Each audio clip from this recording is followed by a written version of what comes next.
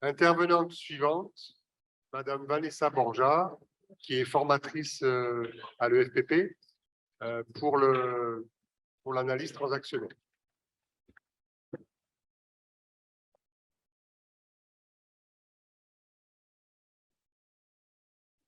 Bonjour, je pense que vous allez m'entendre un coup sur deux avec le micro, parce qu'apparemment, il faut parler très près.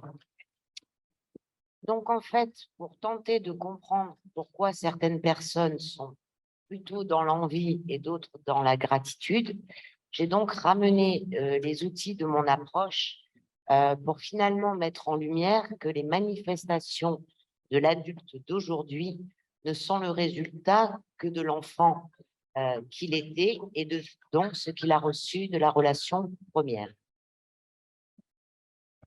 Si l'envie peut avoir plusieurs aspects et interprétations, je vais vous en présenter quelques caractéristiques qui vont pouvoir la mettre en perspective avec la gratitude. Donc, nous allons retrouver un désir de posséder quelque chose que l'autre détient et détruire ce qu'il possède. Il y a aussi une comparaison face à cet autre qui détient quelque chose que l'envieux n'a pas. Elle touche à notre identité, à ce que nous voudrions être ou avoir. Et elle s'accompagne également souvent d'émotions et de sentiments pénibles. Donc, on peut retrouver la colère, la frustration, la haine, une insatisfaction chronique, et également la jalousie, mais qui, elle, se construit sur l'envie, c'est-à-dire avec la menace de perdre ce que l'on a. Et il y a aussi une notion de triangulaire avec la personne rivale. Ensuite, on peut parler aussi de mécanismes auto-renforçants, puisqu'il y a finalement une insatisfaction permanente parce que l'envieux visera toujours quelque chose qu'il n'a pas et évidemment, c'est ce qui va aussi renforcer son envie. Et surtout, dernier point sur lequel on va plus le développer, c'est que derrière chaque envie se cache un besoin sous-jacent non satisfait et que donc il faudrait un désir de reconnaissance qui permettrait donc de libérer des envies. Donc c'est d'abord sur cette notion de besoin non satisfait que nous allons évoquer que les premières satisfactions dépendaient donc des figures parentales et que donc pour ressentir, recevoir et exprimer de la gratitude, faut-il encore disposer de certaines facultés, face bien évidemment auxquelles nous ne sommes pas égaux.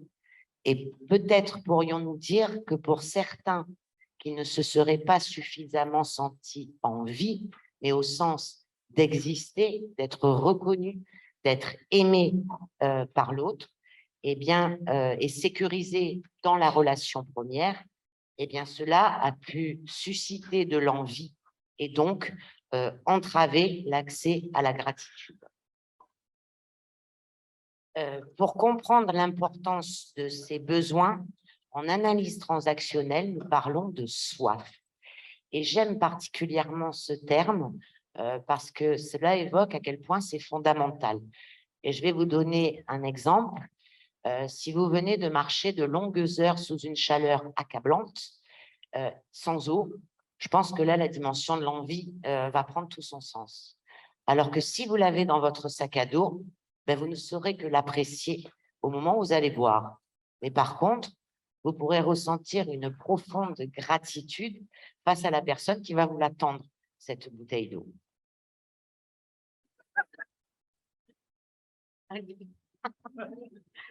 Donc, ces besoins sont présents dès la naissance. Attendez, sont présents dès la naissance et donc ils vont être déterminants dans l'évolution de l'individu et vont d'une certaine manière influencer d'être plutôt envieux ou dans la gratitude. Donc, parmi ces trois soifs, on va retrouver donc la soif de structure, la soif de stimulation et la soif de reconnaissance.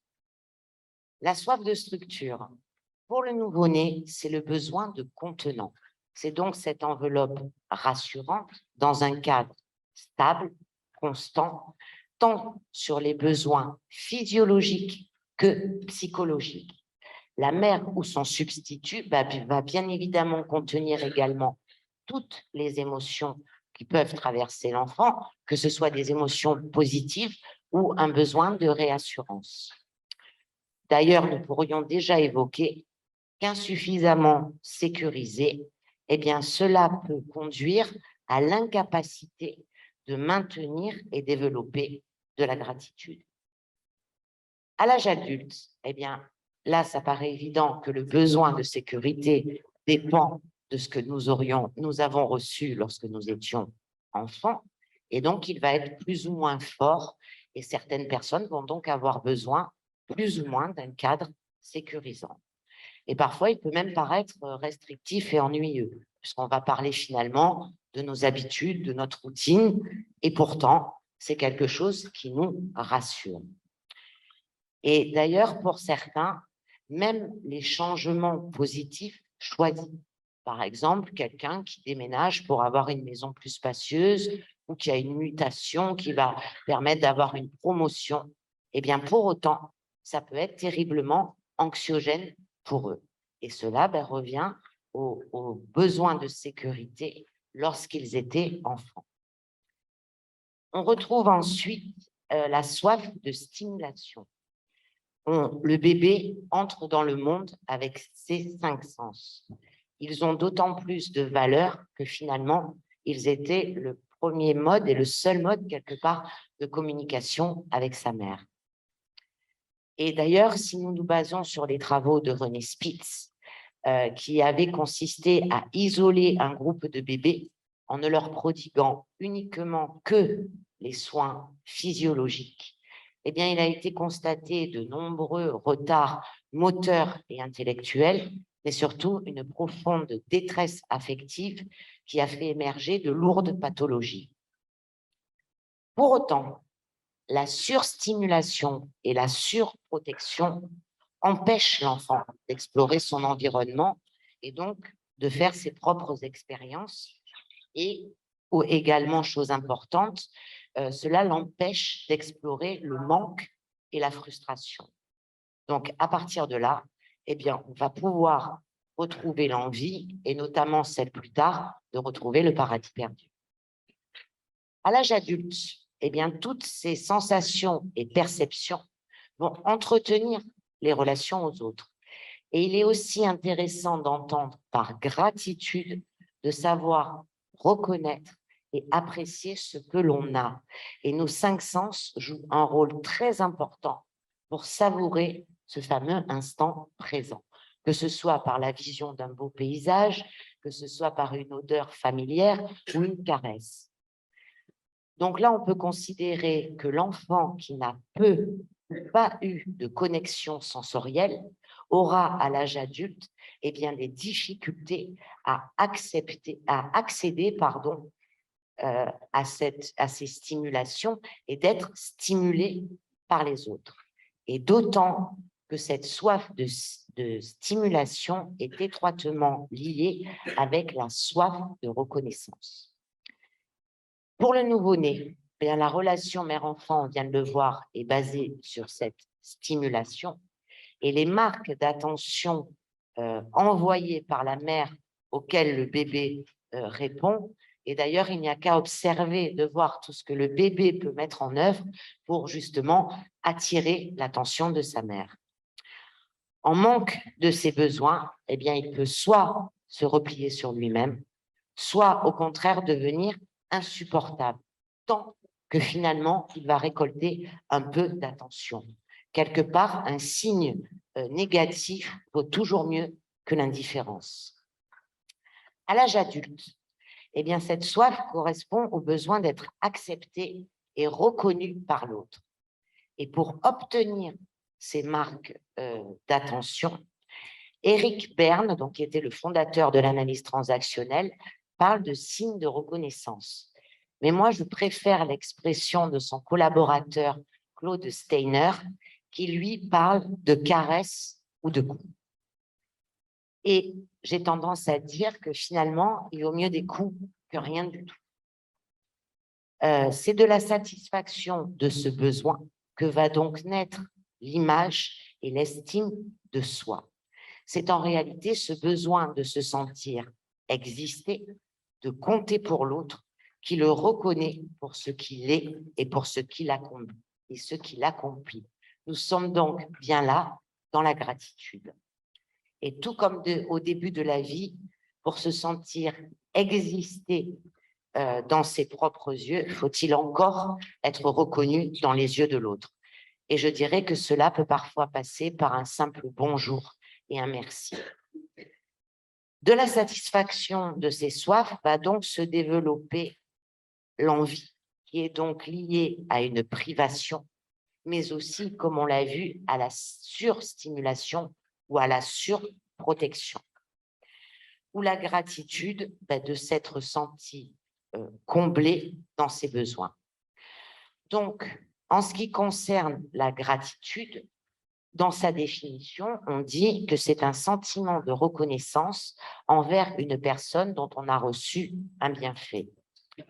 Savoir apprécier ce qui a été donné entraîne d'éprouver de la gratitude pour le donneur. Et c'est en ce sens d'ailleurs que certains auteurs parlent de véritables moteurs de bien-être. Donc, comme on l'a vu aussi, c'est une capacité à savourer l'instant présent, c'est-à-dire ce que l'on a dans l'ici et maintenant. Et surtout, c'est une capacité, c'est un dérivé important de la capacité à aimer en reconnaissant ce qu'il y a de bon chez l'autre, mais aussi chez soi. Mais cela implique 3 dimensions principales, c'est-à-dire reconnaître la valeur de soi et celle de l'autre, identifier l'événement positif avec la conscience du rôle qu'autrui a joué. Et donc là, on peut parler finalement d'une dimension intellectuelle. Et il y a aussi la capacité à l'accueillir et à l'exprimer. Et là, donc, on peut parler de dimension émotionnelle. Alors, pour avoir la capacité d'identifier l'événement positif, faut-il encore donc reconnaître sa valeur et celle de l'autre. Donc, comme on l'a vu, cela émane de la satisfaction des soifs, donc de la qualité du lien d'attachement premier, ce qui va déterminer ce que nous appelons, nous, en analyse transactionnelle, la position de vie.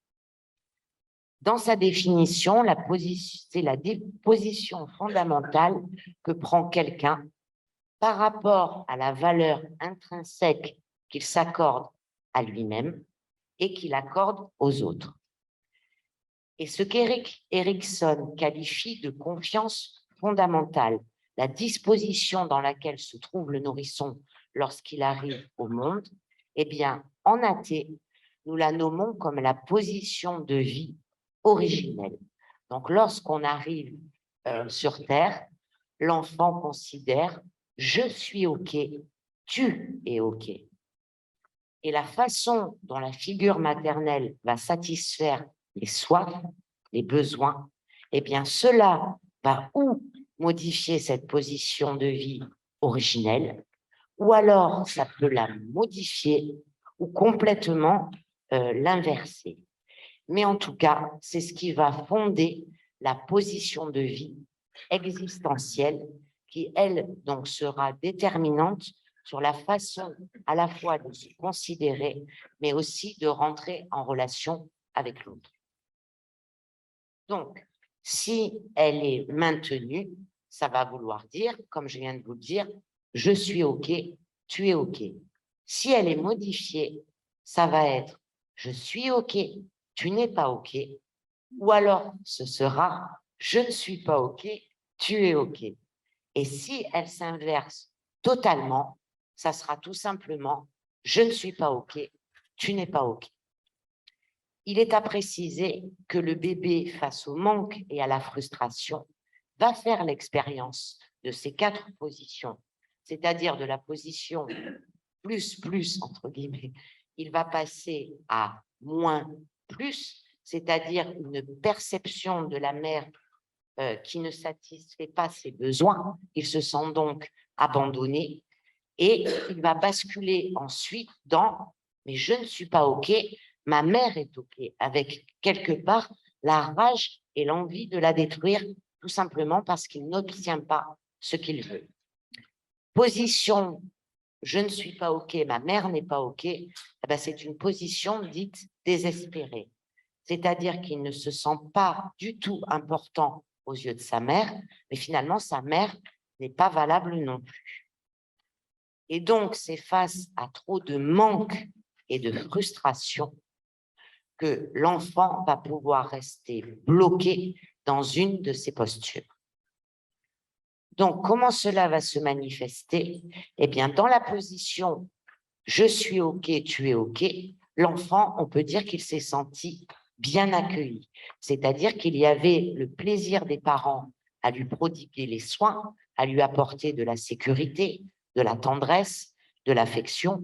Ils ont confiance en ses capacités, ils vont l'encourager, mais aussi le laisser explorer librement son environnement. Ben, dans ces cas-là, l'enfant conclut qu'il est aimable, digne d'intérêt, qu'il fait du bien à ses parents, qu'il est source de bonnes choses, et donc il va pouvoir se construire une image favorable de lui-même. Et il est compris, satisfait dans ses besoins, et l'image des autres est positive. Dans ces cas-là, il ne connaît pas la privation qui aurait pu susciter l'envie, mais au contraire, il va pouvoir faire l'expérience de la gratitude. L'adulte, ben, tout simplement, j'ai bien conscience de ma valeur et de la vôtre. Nous sommes égaux, il n'y a pas de sentiment d'infériorité ni de supériorité. Cela implique que je prête attention à vous, à ce que vous dites et faites. Il n'y a donc pas de place à l'envie, mais par contre, cela invite à une réciprocité de la gratitude. Position, je ne suis pas OK, vous êtes OK. L'enfant a une sensation mitigée, c'est-à-dire que si ses parents semblaient l'apprécier, pour autant, ils ne lui font pas confiance, soit en le surprotégeant, soit au contraire en ne pointant du doigt que ce qu'il fait mal. Il ne peut donc pas faire ses propres expériences et développer ses ressources, et au fil du temps, il se sent incapable et se construit une image négative de lui-même. L'adulte, il en compte. À l'âge adulte, vous êtes beaucoup mieux que moi, je ne vaux pas grand-chose. Donc, c'est une image dévalorisée de soi-même, sentiment d'infériorité, et donc là, de fortes chances d'être envieux de ce qu'il aimerait être ou avoir. Position OK+, OK-. L'enfant, on dit que c'est une position défensive parce qu'il s'est trop tôt retrouvé livré à lui-même, parce que les parents n'étaient soit pas suffisamment disponibles et sécurisants. Donc, il y a une sensation de ne pas être important, de ne pas pouvoir compter sur eux, et c'est donc sur un mode défensif contre finalement l'insupportabilité de cette souffrance qu'il va conclure qu'il ne peut compter que sur lui-même. À l'âge adulte, je vaux mieux que les autres qui ne sont pas fiables et pas capables. Ben là, c'est l'inverse. On retrouve un sentiment de supériorité. Donc là, la position dévalorisante et nuisible, eh bien, elle est pour les autres, car il fait à leur place, puisqu'il estime que les autres n'ont pas les capacités, soit il estime qu'ils ne méritent même pas leur attention. Et enfin, dans la position moins, eh bien, l'enfant, là, s'est senti vraiment mal accueilli, non désiré, perçu comme étant un petit peu un fardeau. On ne lui accorde pas de valeur, pas de confiance, il ne se sent pas aimable, négligé, voire dans l'extrême maltraité par ceux qui sont censés prendre soin de lui. Et qui donc, de ce fait, ne sont pas valables non plus. Adulte, à l'âge adulte, eh bien, c'est une position dite dépressive. très instable qui peut conduire d'ailleurs à des schémas pathologiques, c'est-à-dire des troubles de la personnalité, dépression, et dans des cas extrêmes, ça peut même conduire jusqu'au suicide. Et là, on entend bien qu'il ne peut pas y avoir de place à la gratitude, mais finalement, il n'y a pas de place à l'envie non plus d'avoir quelque chose de l'autre. Et dans ces cas-là, on dit que la personne est véritablement résignée. Il s'entend bien sûr que les expériences ultérieures peuvent modifier cette position. On peut imaginer, par exemple, une rencontre amoureuse positive. Mais là, en cas de conflit, de stress, de séparation, eh bien, ce sera la position familière, mais au sens propre du terme, qui, à ce moment-là, reprendra le dessus.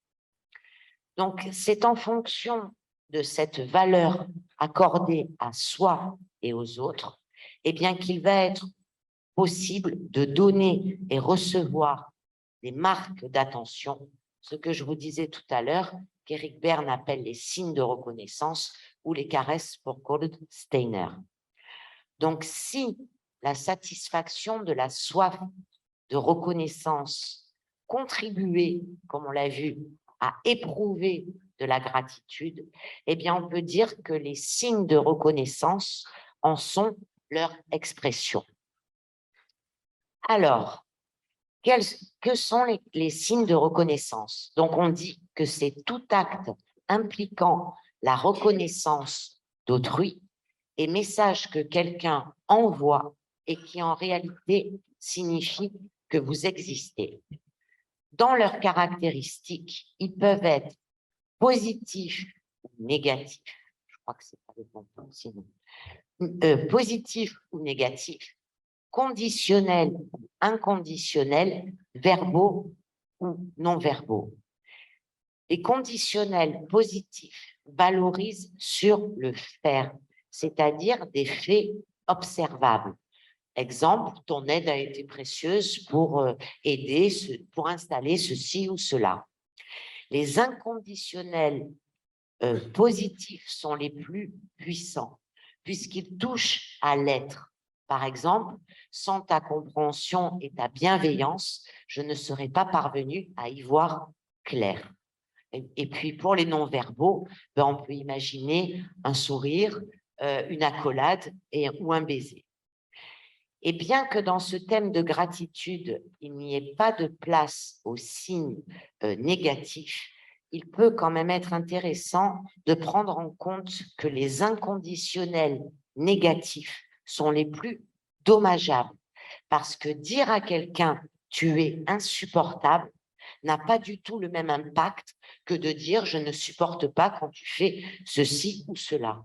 Parce que dans la première option, on va toucher directement à l'intégrité de la personne, ce qui va susciter chez elle des sentiments négatifs avec peut-être l'envie d'être quelqu'un d'autre ou d'aspirer à autre chose.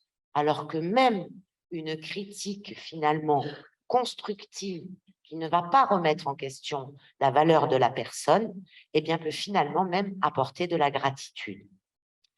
Et d'ailleurs, parfois, il peut être intéressant de se demander si nous avons donné des caresses positives, des signes de gratitude, et donc particulièrement des inconditionnels, est-ce que nous en recevons suffisamment?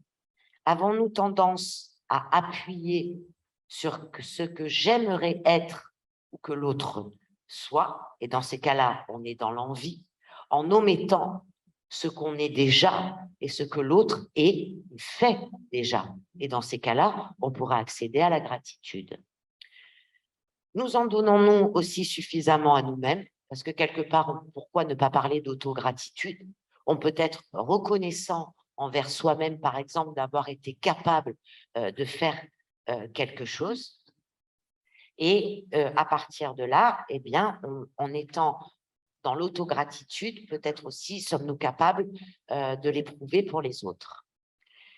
Et d'ailleurs, lorsque la libre circulation de ces signes est défaillante, eh bien, nous pouvons avoir tendance à endosser des rôles. Et là, vous avez peut-être entendu parler du triangle dramatique de Stéphane Karpman avec le fameux persécuteur, sauveur et victime.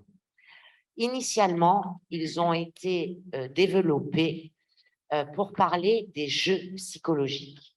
Et les jeux psychologiques, ce sont des stratégies utilisées pour obtenir la satisfaction de ses besoins, mais aussi les signes, ces fameux signes de reconnaissance. Mais ces derniers n'étant pas demandés clairement, eh bien, amènent à un résultat négatif pour les deux personnes, avec peut-être l'envie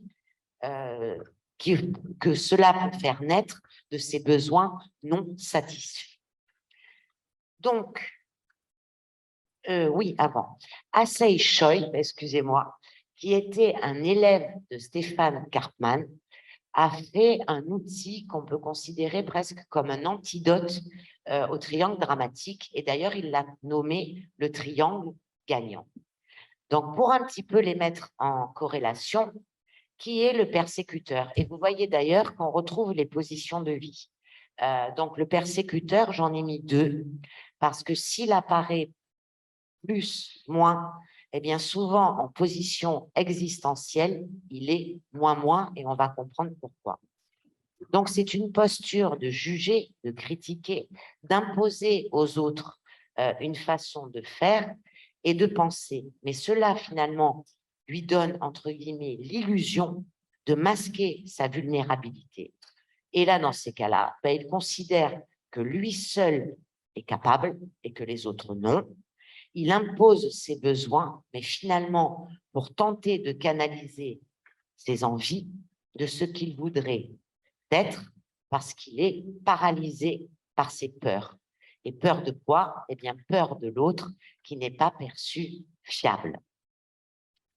Dans ce rôle, puisqu'il n'y a pas de reconnaissance des autres, de leurs valeurs et de leurs bienfaits, il ne peut avoir donc ni l'expression de la gratitude, ni en recevoir. Mais par contre, vis-à-vis des autres, il apparaît véritablement comme quelqu'un d'ingrat.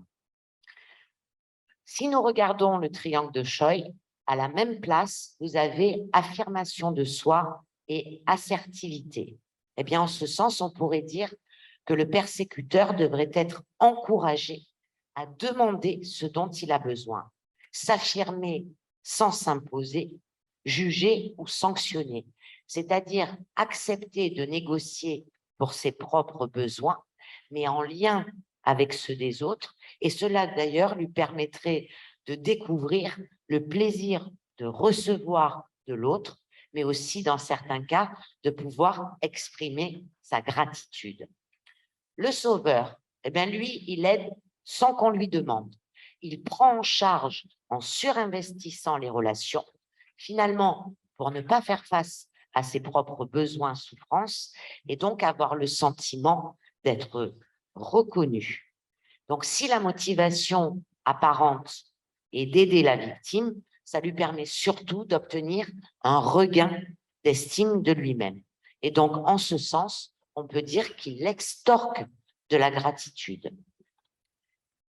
Dans le triangle gagnant, on trouve écoute et souci de l'autre.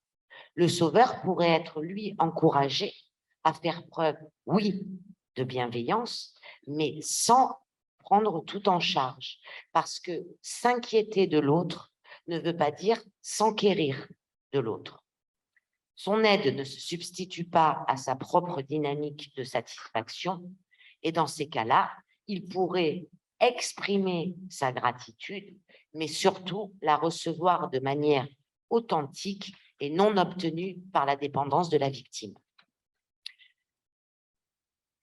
La victime, donc, elle impose sa souffrance aux autres par la plainte, donc sans demande claire, avec l'envie de trouver un sauveur qui la prenne en charge, car elle n'est pas responsable et surtout, elle n'est pas consciente de ses propres capacités et de ses propres besoins.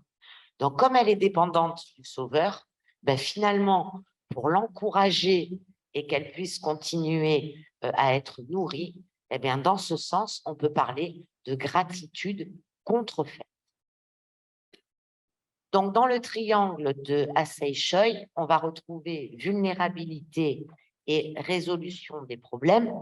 Et la victime pourrait, elle, être invitée à accepter sa vulnérabilité parce qu'elle pourrait être consciente de son potentiel à résoudre les problèmes et elle saurait reconnaître et valoriser l'aide d'autrui par des demandes claires. Et dans ce cas-là, eh bien, elle pourrait découvrir le plaisir de recevoir de la gratitude par une confiance en ses ressources pour elle-même et pour les autres. Donc, nous pouvons peut-être dire que l'accès à la gratitude dépend de la satisfaction de ses besoins, mais aussi de la capacité à les formuler clairement. Puisque là, on voit que la victime est incapable de les formuler, qu'en plus, elle va les transposer sur quelqu'un d'autre. Le sauveur, lui, il s'occupe des besoins des autres pour ne pas prendre en compte les siens et ne pas ressentir l'inconfort de ses propres insatisfactions. Quant au persécuteur, lui, il impose ses besoins pour canaliser et pallier à ses peurs. Donc, chacun répond à des désirs, à des envies psychologiques qui sont donc non exprimées, mais inconscientes, mais chacun agit en fonction de ses propres besoins et non de façon altruiste. Et c'est donc cela qui va fermer véritablement les portes de la gratitude. A contrario, si on est conscient de ses besoins et de ceux des autres, eh bien, savoir demander, apprécier, donner et accueillir, eh bien, ne laisse guère de place à l'envie, mais une profonde gratitude de ce qui a été donné et reçu. Donc, la gratitude va impliquer une conscience de soi, de la valeur de l'autre, mais aussi de la reconnaissance, mais à laquelle nous pourrions ajouter la notion d'acceptation de l'interdépendance des êtres humains. Et en ce sens, Catherine Simor, qui était une analyste transactionnelle, a fait des observations sur des groupes de femmes qui étaient opprimées en raison particulièrement d'options sociales très limitées. Et elle s'est rendue compte que les restrictions et privations, finalement, constituent de véritables oppressions, et dans ce cas-là, qui peuvent laisser place à l'envie. Donc, elle a développé ce qu'elle a appelé le cycle de la dépendance. Et en fait, ça va montrer un processus en 4 étapes à l'image de tout être humain, du nouveau-né jusqu'à l'adulte. Et s'ils font partie, donc intégrante du développement de l'enfant, eh bien, nous sommes amenés à revivre ce cycle, d'ailleurs que l'on retrouve particulièrement dans la sphère amoureuse. Et il s'entend également que certains pourront rester bloqués à certaines étapes, justement à cause de défaillances dans leur processus de construction. Donc, chaque étape doit être franchie, comme je vous l'ai dit, pour accéder à l'étape suivante. Donc, dans le développement de l'enfant, le bébé arrive au monde totalement dépendant de sa mère pour survivre, pour la satisfaction de ses besoins, que ce soit sur un plan physiologique ou psychologique. Ils ont une relation fusionnelle, ils ne font qu'un. Eh bien, à l'âge adulte, je ne sais pas pourquoi. D'accord, c'est pour ça. On vous demande de répéter, par contre, la personne vous demande de répéter le nom de la personne. Ah, pardon, merci. Catherine Simon. Oui, quand il se passe quelque chose, vous m'arrêtez, parce que j'ai un débit assez régulier et rapide. Donc, il ne faut pas hésiter. D'ailleurs,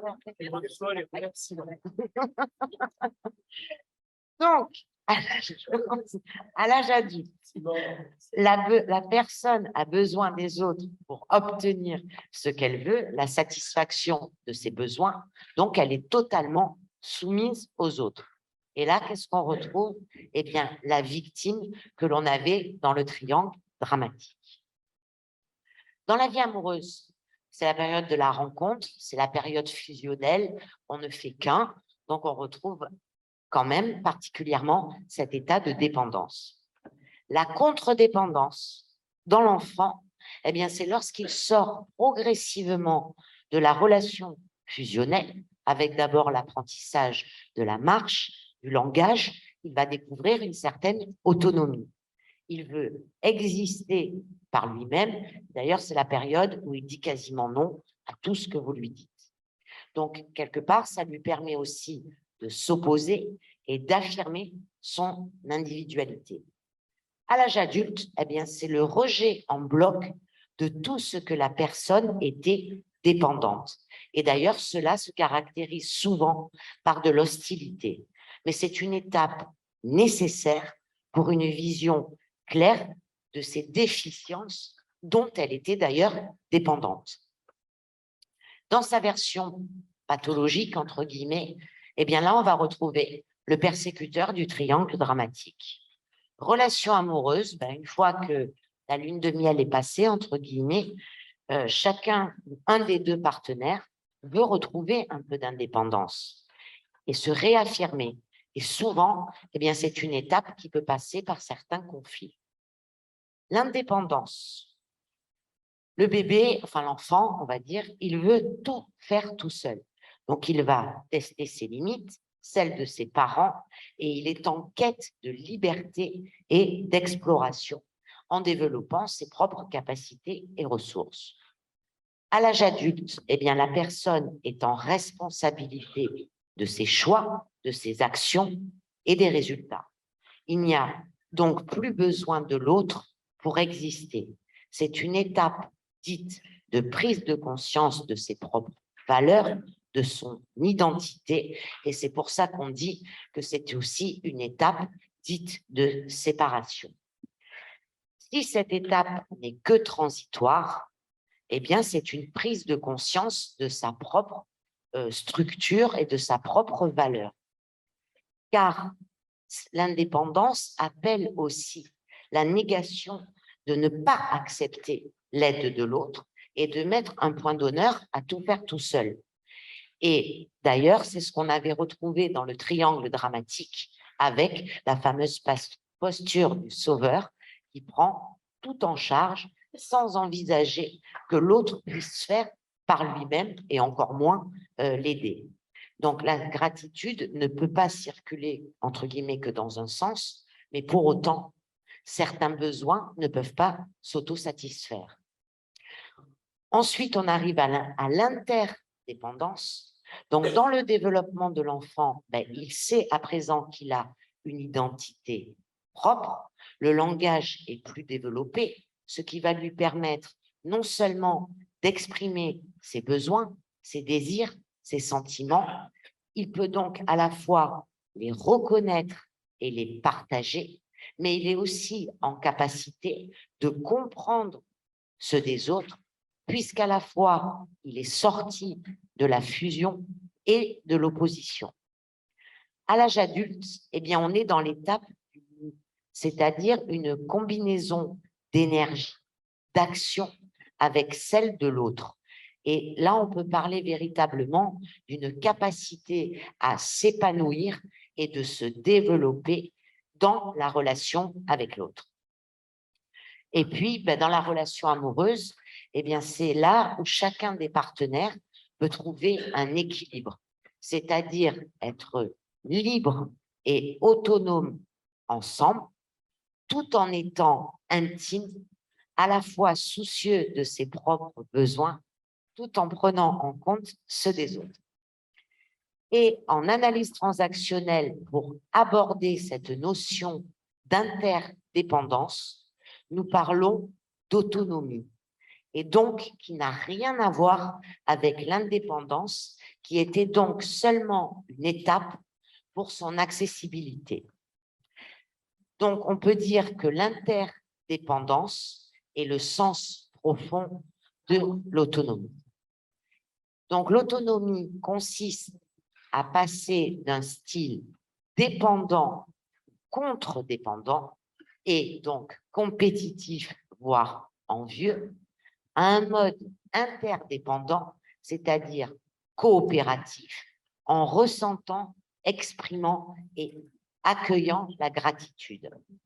Mais cela consistera à recouvrer 3 capacités, c'est-à-dire la conscience claire, c'est la capacité de voir la réalité avec le moins de filtres, de distorsions, c'est-à-dire détaché de certains ressentis, événements et expériences de l'enfance. C'est donc être connecté à l'ici et maintenant, et cela peut donc aussi passer avec les 5 sens. La spontanéité, eh bien, qu'est-ce que je veux réellement en étant à la fois conscient de qui je suis et de se présenter à l'autre de la façon la plus authentique. Ça veut dire donc être capable de demander clairement de l'aide, d'exprimer ses besoins, mais aussi la reconnaissance pour ce que cet autre a fait. Et c'est une certaine façon être capable de montrer son vrai visage. L'intimité, c'est la capacité d'être en relation avec l'autre, ouvert à soi et à l'autre. Et donc, en ce sens, il ne s'agit pas uniquement d'être proche, mais de pouvoir exprimer ses ressentis, ses sentiments et donc sa gratitude. Dans l'intimité, les échanges sont fluides, sans jugement, sans envie, sans chercher à obtenir quelque chose de l'autre, donc sans enjeu ni manipulation. C'est aussi le courage d'exprimer ses désaccords, parfois au risque de déplaire. Là, je crois que j'ai appuyé sur quelque chose, ça va bien se passer. Par contre, pour l'enlever, ça va être un autre problème. On y est, on y est. Et donc, c'est aussi le courage d'exprimer ses désaccords. Ah ben, j'ai tout fait. Hein. Ah ben, moi, je veux voir le PowerPoint. Ah oui, ça arrive. Ah ben, écoute. Attends, appuie sur tous les boutons. Non, non, non, c'est toi qui ne sais pas te servir de ça.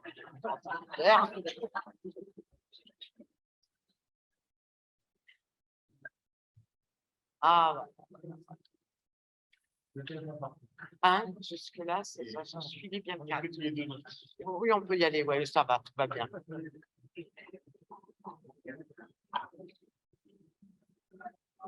Pourtant, j'ai mis en petit. Hein. Oh, mais c'était en plein milieu de l'écran. On est bien là. On est bien. On n'est pas bien.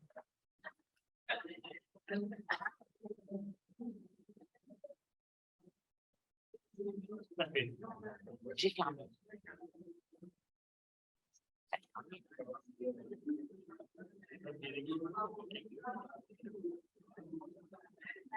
De toute façon, c'est le dernier PowerPoint. Oui, ils l'ont vu, bah, il est bien fichu. Bah, si.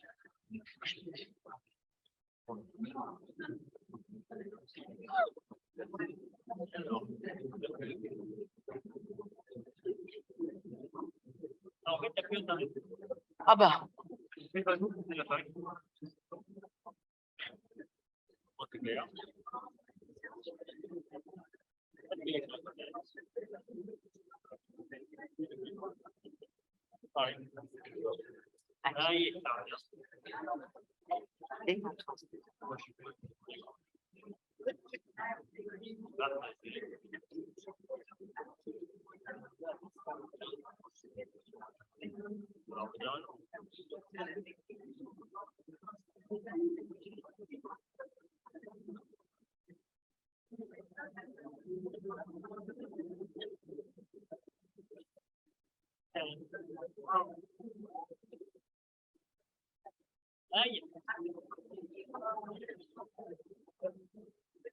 On est reparti apparemment, mais c'est presque la fin.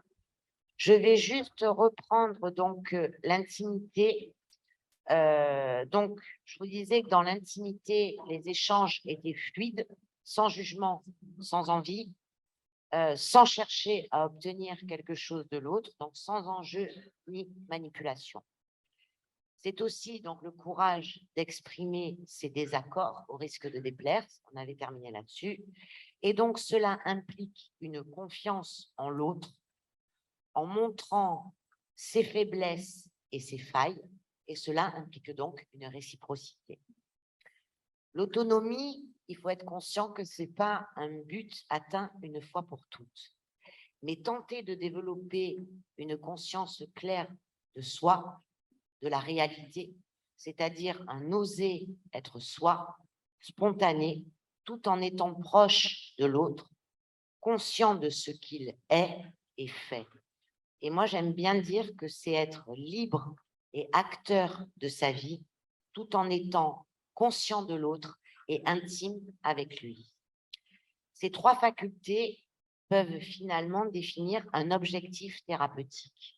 Mais en incluant pour aujourd'hui que l'envie constitue un état de dépendance qui empêche de faire l'expérience de l'autonomie et donc de la gratitude, eh bien, dépasser l'envie implique de se détacher de la non-satisfaction de ses besoins premiers en s'actualisant dans l'ici et maintenant. Je vous remercie pour votre attention.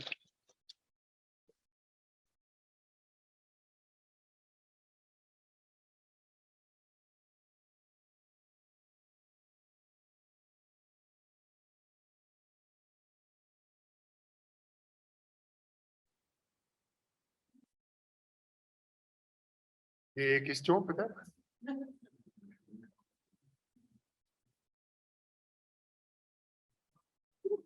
Oui, bonjour. On va vous donner un micro. Bonjour.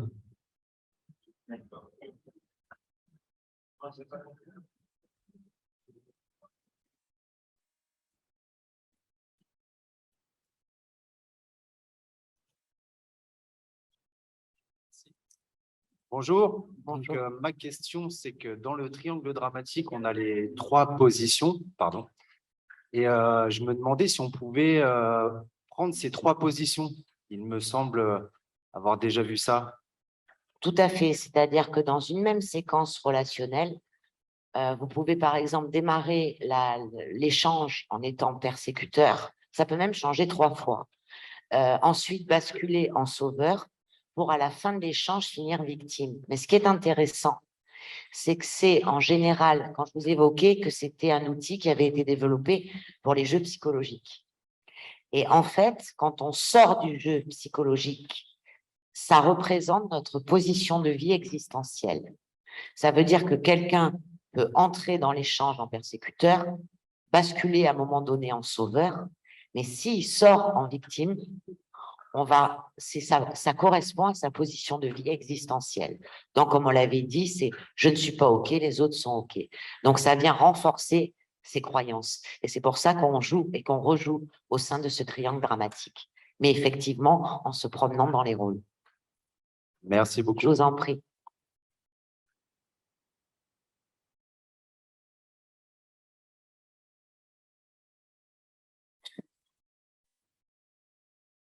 Des questions?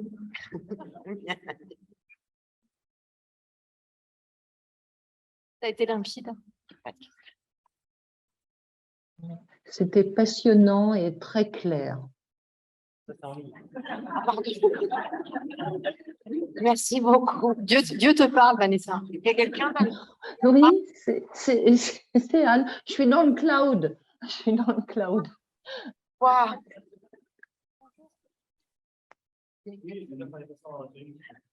Merci en tout cas beaucoup. Je confirme, c'était absolument passionnant. Merci beaucoup. Merci beaucoup à vous. Merci. Voilà, et un de plus. Pardon. Est-ce que vous pouvez développer, s'il vous plaît, la conscience claire, voir la conscience claire, voir la réalité avec le moins de distorsion de l'enfance, dans la conscience claire. Est-ce que vous pouvez développer, s'il vous plaît? La conscience claire par rapport c'est justement parce qu'on n'a pas la conscience claire, parce qu'en fait, dans la construction de l'enfant, vous avez vu, en fonction de la valeur qu'on lui a accordée, en fonction de la satisfaction de ses besoins, il va se faire une image de lui-même et des autres. Mais quand on arrive à l'âge adulte, on est, entre guillemets, plus des enfants. Et donc, notre perception de la réalité est forcément déformée par tout ce qui a été transmis pendant l'enfance. Et donc, retrouver une conscience claire, c'est justement se détacher. La valeur qu'on nous a accordée lorsqu'on était enfant, par exemple, n'est pas la même que la valeur qu'on peut avoir aujourd'hui dans le regard des autres.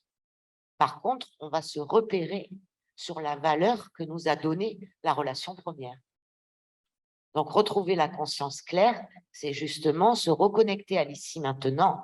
Peut-être qu'enfant, je n'ai pas eu suffisamment de valeur, mais aujourd'hui, je peux en avoir dans les yeux des autres, mais je peux aussi m'en accorder à moi-même. Bonjour. Et alors, au niveau thérapeutique, quelle quelles sont vos techniques pour aider les gens à se reconnecter dans l'ici et le maintenant? Eh bien, là, je vous ai présenté évidemment que quelques concepts de l'analyse transactionnelle, parce qu'il y en a beaucoup. Mais par exemple, pour les signes de reconnaissance ou les positions de vie, déjà, on a des exercices qui, en fait, moi, j'aime bien les appeler des leurres, parce qu'en réalité, ils sont là juste pour leurrer l'inconscient et faciliter les prises de conscience.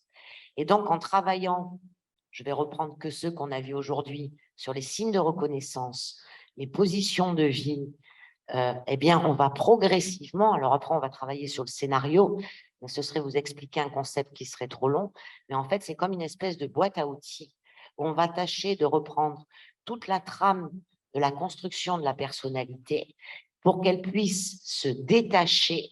Et d'ailleurs, moi, j'aime bien parler d'actualisation, au sens qu'il y a certaines choses qu'on va pouvoir, qui appartiennent à notre histoire, on ne peut pas la réécrire. En revanche, on peut peut-être laisser certaines choses à notre passé, à notre enfance, conscient de nos capacités et ressources qui, j'espère, ne sont pas les mêmes que lorsqu'on avait 6 ou 8 ans, qui vont donc permettre de retrouver cette fameuse conscience claire.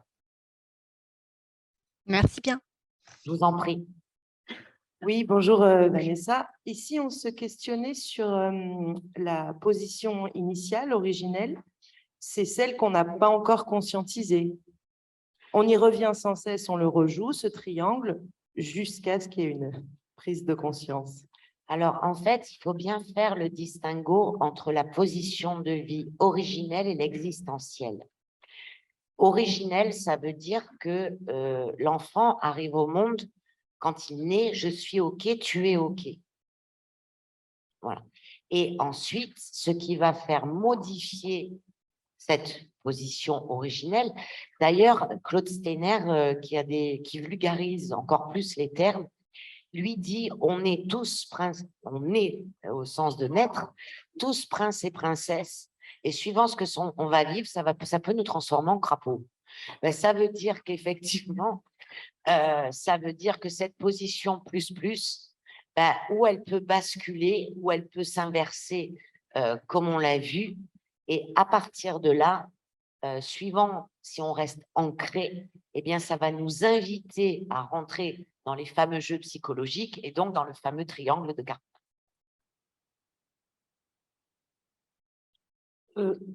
Moi, j'ai une question en lien avec l'autonomie. Oui. Et je me posais la question sur les 3 capacités. Est-ce qu'elles interagissent les unes sur les autres ou elles sont complètement indépendantes les unes des autres? Parce que par exemple, la conscience claire, c'est voir la réalité, mais après, il y a la capacité de la spontanéité, se présenter de façon authentique. Mais comment on peut se présenter de façon authentique si on n'est pas dans la conscience claire, par exemple? C'est pour ça que dans l'autonomie, il y a ces 3 facultés. Mais si elles doivent apparaître toutes les 3 en même temps ou il y en a une qui va apparaître et pas Non, l'autre? on va travailler, en fait, c'est 3 étapes de travail différentes. Vous pouvez avoir la conscience claire, par exemple, et être incapable d'être dans l'intimité avec quelqu'un. Donc, c'est la corrélation des 3 qui va permettre d'être autonome. D'accord, merci. Je vous en prie. Bonjour. Bonjour. Bonjour. Est-ce que nous allons recevoir votre présentation par mail? Vous parlez des... Oui, on va récupérer la présentation de Vanessa et on la mettra sur la plateforme en même temps que la vidéo. Merci. Merci beaucoup. Je vous en prie. Merci. Bonjour à tous. Je voulais revenir sur l'histoire de la princesse et du crapaud. Et si on prend votre premier tableau, la position existentielle moins, dans ces cas-là, c'est le passage du crapaud à la princesse ou j'ai mal compris? C'est moins, c'est le passage de la princesse au crapaud. Pas l'inverse. Non, c'est-à-dire que position de vie, je peux vous parler, en fait, princesse. Non, ça parle à tout le monde. Et donc, en fait, la position originelle, c'est celle quand on arrive au monde. Si elle est maintenue, on reste princesse. Si vous restez OK+, parce que tout l'environnement a répondu de façon adéquate, que l'enfant s'est senti aimé, sécurisé, structuré, il n'y a pas de raison que cette posture change. Par contre, s'il y a eu des choses défaillantes, eh bien là, ça peut se modifier et on peut aller effectivement progressivement vers le crapaud. Alors, on va faire un petit test psychologique. Les crapauds. À gauche. Tu noteras qu'il n'y a donc pas de prince. Il y a des crapauds et des princesses, il n'y a pas de prince.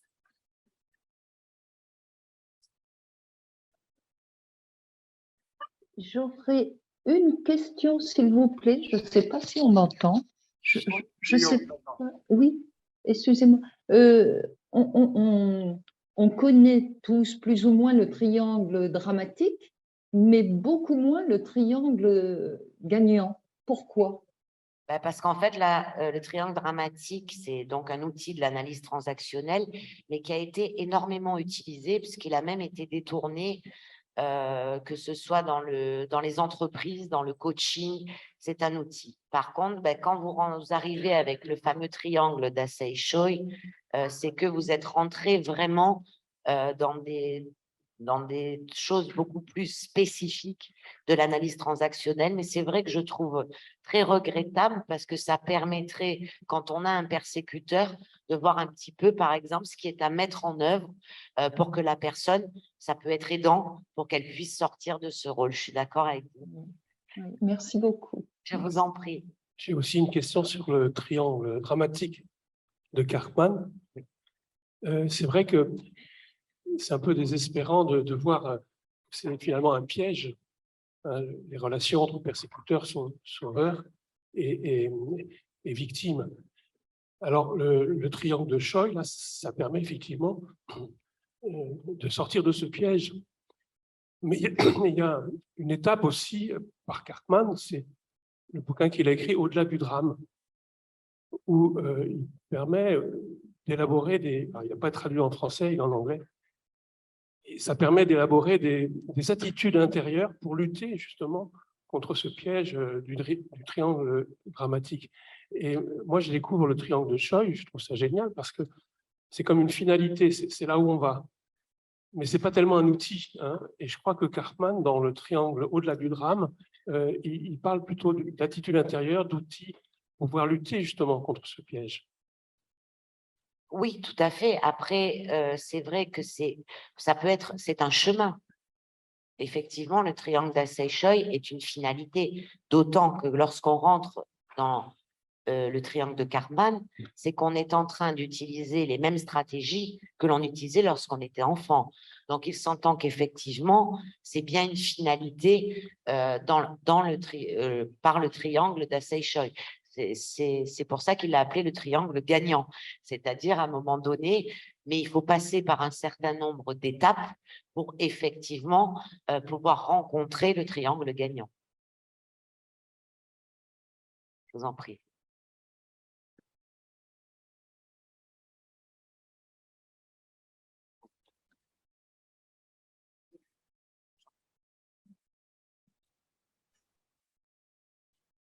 Est-ce qu'on peut mettre un équivalent entre la position originelle et la toute-puissance originaire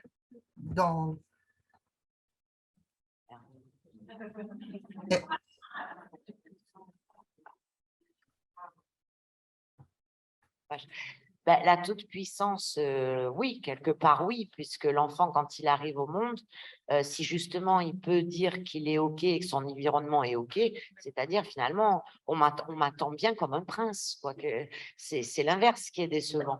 Je ne sais pas si c'est de ça que vous parlez en termes de toute-puissance. Oui, c'est tout à fait ça, oui.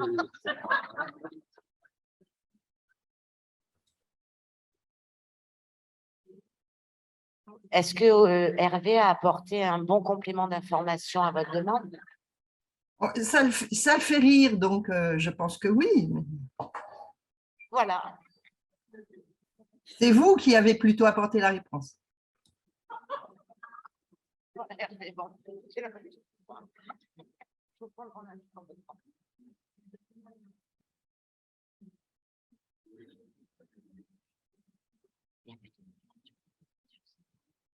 Est-ce que pour les questions, c'est bon pour tout le monde ou pas? Bonjour. Bonjour. Dans les positions de vie, en fait, je reprends mes notes. Quand vous êtes vous avez, c'est la 3e position plus pour moi. Vous mettez que quand on est adulte, c'est un sentiment de supériorité. Je ne sais pas si je m'exprime correctement. Je sais qu'avec Hervé, on avait vu un cours et il avait dit que le sentiment de supériorité, justement, n'existait pas et était un sentiment d'infériorité. Du coup, je vais laisser des points de suspension. Est-ce que vous voulez ouvrir les débats maintenant? Alors, ben écoutez, pour moi, le sentiment de supériorité existe. J'en suis désolée. Mais en fait, c'est pour dire quand la personne, dans cette position de vie, moi je ramène à mes concepts, ben effectivement, si elle n'a pas perçu son environnement fiable, enfant, et qu'elle a su quelque part s'auto-satisfaire, si on enlève le mot supériorité, si ça paraît plus doux pour Hervé, ça voudra dire que elle va quand même percevoir que les autres ne sont pas fiables. Donc, quelque part, qu'elle ne peut compter que sur elle-même. Donc, c'est dans ce sens où on parle de sentiment de supériorité, c'est-à-dire qu'elle ne peut pas accorder de percevoir son environnement digne de confiance et fiable. C'est dans ce sens-là, la supériorité.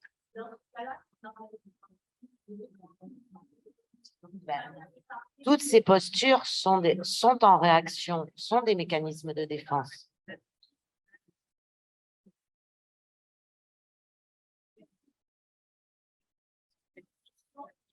La personne qui est intérieurement intérieure va commencer avec une question de. Oui, mais d'ailleurs, dans la position plus-moins enfant, on dit que c'est une position défensive. L'enfant ne peut pas considérer que le problème vienne de lui. Donc, c'est face à l'insupportabilité de la souffrance qu'il décide d'endosser cette posture. C'est juste. Oui, bonjour Réjeanne. J'avais une question aussi par rapport à ce que Audrey avait débattu et je vais faire le lien avec vous. Notre métier est-il le fruit inconscient de notre processus de sublimation de la persistance de l'envie?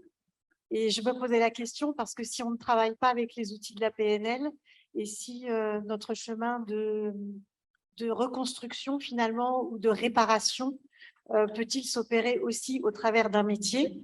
Et est-ce que notre métier répond à cela inconsciemment?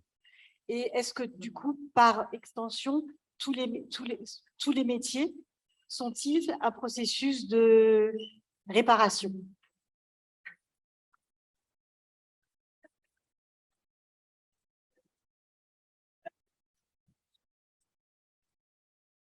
Alors, je ne sais pas si tout le monde a bien entendu. Je me risque à résumer. Si, on a bien entendu. Bon, ben Vanessa, donc non, je rigole.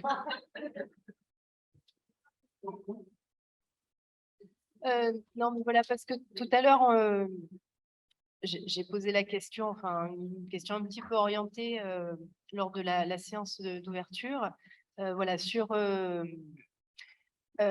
sur notre syndrome du sauveur que nous jouons en tant que thérapeute et que nous jouons donc dans l'émission que nous nous donnons en tant que thérapeute. Alors attention, il ne s'agit pas de la PNL, hein, je relaisse l'analyse transactionnelle, hein, dont parle Vanessa. Donc, si nous n'utilisons pas, nous, dans nos outils de l'analyse transactionnelle, est-ce qu'on a quand même les moyens de pouvoir, alors déjà, aider nos patients à dépasser les postures qu'ils ont et donc que tu as décrites? Et aussi, si le processus, enfin aussi la question, si j'ai bien compris, c'est est-ce qu'un métier, c'est aussi, donc au sens plus large, et pas forcément que pour les thérapeutes, c'est aussi une sorte de sublimation et quelque chose qui nous permet de nous réparer, un choix que nous faisons pour nous réparer. Alors, concernant les autres approches, déjà, je ne les connais pas toutes, mais oui, heureusement qu'il n'y a pas que l'analyse transactionnelle qui permet de voir ensuite, suivant les approches thérapeutiques, je ne sais pas toi, par exemple, ce que tu utilises, oui, il va y avoir des moyens de se rendre compte que la personne n'est pas dans un être soi et qu'elle est toujours quelque part, plus ou moins, mais dirigée par quelque chose qui vient de l'enfance. Et après, chacun, en fonction de son approche, il n'y en a pas une mieux que les autres, mais va avoir des outils différents qui vont permettre justement de se détacher de ces stratégies. Et concernant l'emploi, eh bien, ça va dépendre. Par exemple, nous, on parle d'injonction parentale. Je vous donne un exemple de parents qui inconsciemment disent nous, dans la famille, on est dentiste de père en fils. L'enfant va accepter, il a le choix, hein, puisque vous voyez qu'au sein d'une même fratrie, il y en a un qui peut être peintre, par exemple. Mais il y en a qui vont se modéliser, c'est-à-dire qui vont suivre ce qui a été dicté. Et dans ces cas-là, le travail n'est pas du tout quelque chose qui va permettre de se sublimer par rapport à ça.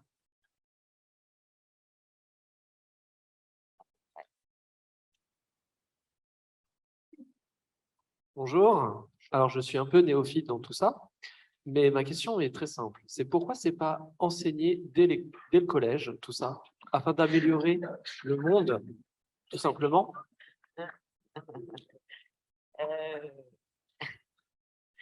Je ne sais pas. Enfin, ça m'étonne parce que depuis des années et des années, on a plein de consciences comme ça, et c'est jamais enseigné afin d'améliorer le monde. Enfin, je suis abasourdi par autant de choses mauvaises, quelque part. Est-ce que c'est juste un enjeu d'argent, quelque part? Non, je pense que en fait, c'est des outils. Faut-il encore que les gens soient preneurs? Et je reconnais aussi que l'analyse transactionnelle, c'est pas ce que vous connaissez en premier en approche. Il y a plein d'autres outils où dès l'instant où vous dites le nom, tout le monde va savoir à quoi ça fait référence. Et c'est vrai que là, on a la chance, j'ai eu la chance de pouvoir la proposer dans cette école.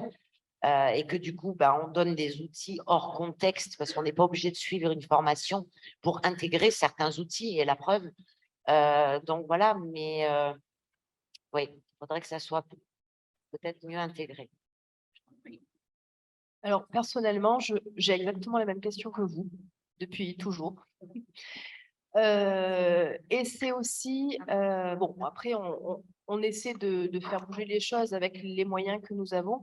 Et c'est en tout cas la vocation de l'EFPP, clairement, de pouvoir proposer la connaissance de la psychologie à tout le monde.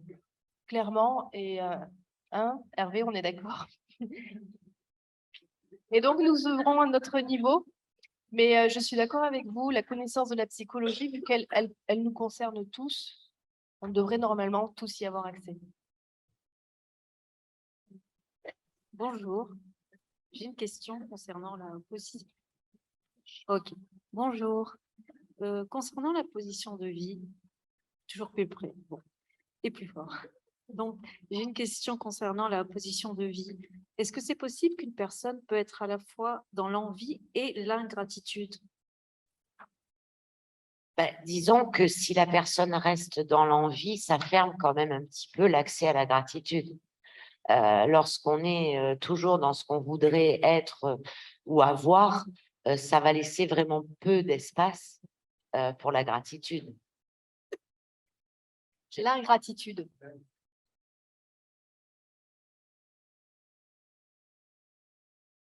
D'être à la fois entre l'ingratitude et l'envie. Ah bah oui, c'est ce qu'on a vu notamment si on reprend le triangle de Karpman avec le persécuteur. C'est-à-dire, il est à la fois dans l'envie parce qu'il n'arrive pas, il a peur parce qu'il ne perçoit pas l'autre fiable. Donc, il est à la fois dans l'envie de vouloir être ou de vouloir quelqu'un d'autre et de pouvoir accéder à la satisfaction de ses besoins. Mais par contre, vis-à-vis des autres, il se présente vraiment comme quelqu'un d'ingrat, par exemple. Je vous en prie. Bonjour. Vous m'entendez? Oui. Ah, super. Merci beaucoup pour cette intervention. Elle était vraiment excellente. J'ai une question par rapport à la culpabilité. Dans l'analyse transactionnelle et dans les outils d'analyse transactionnelle, qu'est-ce que vous utilisez spécifiquement? Je vois que ça apparaît quand même. Il y a dans la reconnaissance, dans la position de vie et dans tout ce dont vous nous avez parlé, les patients souffrent, culpabilisent, l'enfant culpabilise lorsqu'il n'y a pas, on a vu ça en métapsychologie, lorsqu'il n'est pas aimé, lorsqu'il y a un souci d'attachement, on va dire qu'il intègre une culpabilité par rapport, il s'en veut. Et donc, comment l'analyse transactionnelle, quelle place l'analyse transactionnelle accorde à cette culpabilité et par quel outil libère le patient de cette culpabilité? Merci. La culpabilité, en particulier, on ne l'aborde pas plus qu'autre chose. Maintenant, le sentiment de culpabilité émane souvent d'émotions qui ont mal été prises en compte ou intégrées à la base par le modèle parental. Donc, on va considérer effectivement, prendre en compte que l'enfant ne peut pas considérer que c'est lui, que ses parents ont un problème. Donc, le problème vient systématiquement de lui. Mais en tout cas, nous, en analyse transactionnelle, on ne travaille pas particulièrement sur la culpabilité. On va travailler sur l'émotion de base qui n'a certainement pas été suffisamment régulée et qui a donc basculé dans un sentiment, mais on ne travaille pas particulièrement sur la culpabilité. Merci, Vanessa. Bonjour. Est-ce que vous m'entendez? Oui, très bien. Oui. Est-ce que je m'adresse à l'EFPP en résonance à la question de l'éducation nationale qui m'interpelle également.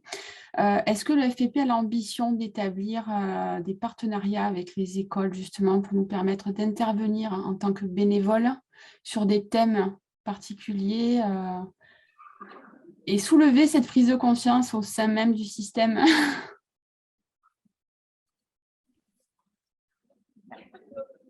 C'est pas possible.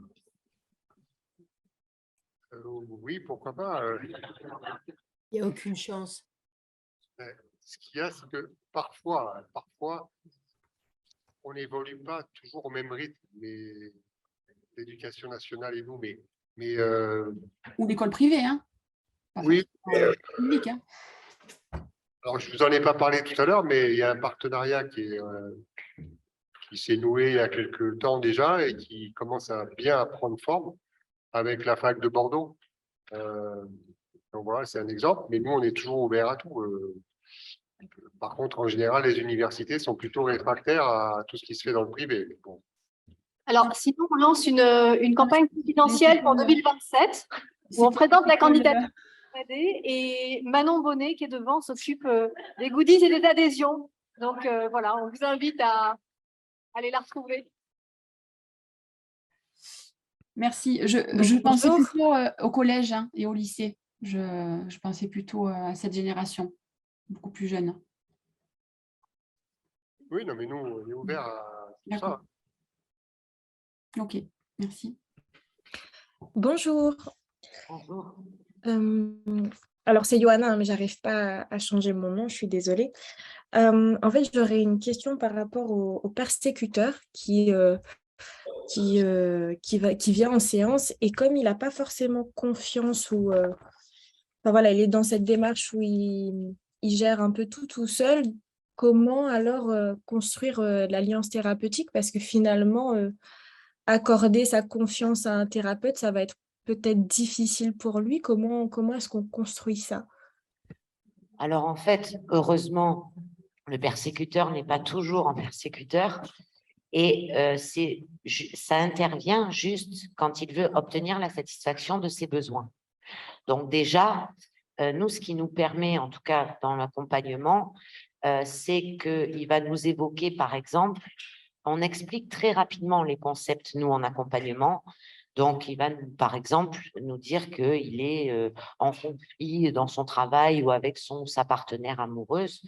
Et à partir de là, on va lui poser une séquence relationnelle où on va lui montrer et on va lui expliquer sa posture. Mais le persécuteur n'est pas toujours persécuteur. C'est au moment où qu'il a envie d'avoir des signes de reconnaissance, même négatifs, ou comme il ne sait pas demander la satisfaction de ses besoins par lui-même, il va utiliser cette stratégie. Mais heureusement, nous ne sommes pas constamment dans le jeu. Donc, pour l'alliance thérapeutique, eh bien, nous, on va poser ça pour lui montrer que ça intervient dans un certain moment dans ses relations. Et on va travailler avec lui là-dessus. Donc, l'alliance thérapeutique, quelle que soit la posture, c'est pas ça qui va l'entraver. Oui, c'était une petite question. Est-ce que quand on a un profil, finalement, est-ce qu'on est dans la sphère, comme on parle d'un mode de relation, est-ce qu'on est dans ce mode autant dans la vie privée qu'au travail ou dans d'autres domaines? Est-ce que finalement, on a tendance à toujours se ramener à ce mode de fonctionnement? Excusez-moi, est-ce que vous pouvez me répéter la question? Je parlais des différentes sphères dans lesquelles puisqu'on parle d'un tissage de relations, une empreinte de relation qui est là dès le départ. Est-ce que finalement, on a tendance à se comporter de la sorte dans le mode relationnel intrafamilial de cette sorte-là et ensuite dans le mode professionnel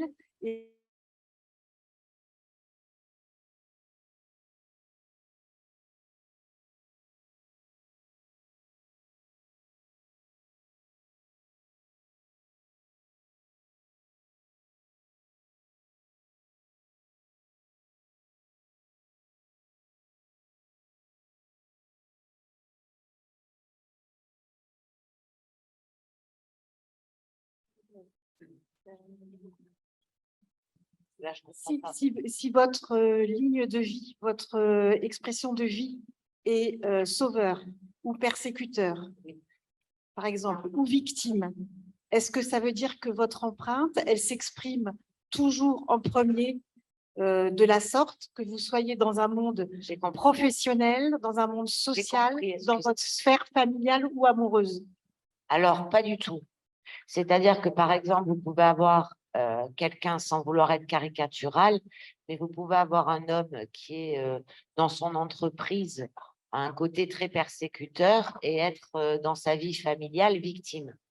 Par contre, la façon dont il va sortir du jeu psychologique, elle sera toujours révélatrice de sa position de vie existentielle.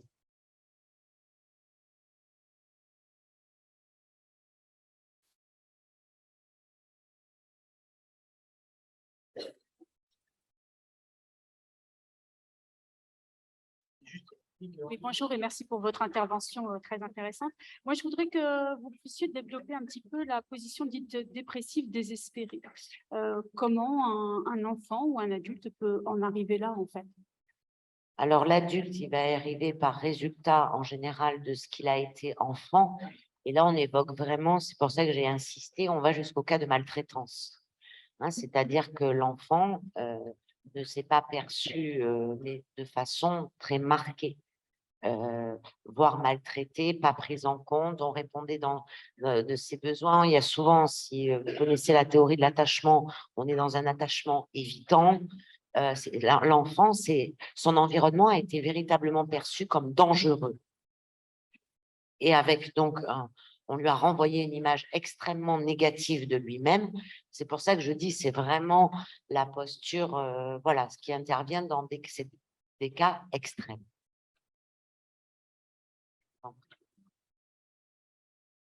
Voilà, juste pour terminer, une précision par rapport à ce fameux sentiment de supériorité. On n'a peut-être pas fini.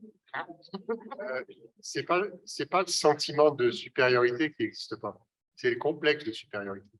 C'est-à-dire que consciemment, le sentiment, il existe. Et c'est même un mécanisme compensatoire du type formation réactionnelle. Pour compenser quelque chose qui, inconsciemment, par contre, n'est pas du tout un complexe de supériorité. Donc, c'est ça que je voulais dire. Donc, en réalité, le complexe de supériorité n'existe jamais. C'est toujours un complexe d'infériorité. Mais par contre, on peut avoir très bien un sentiment de supériorité.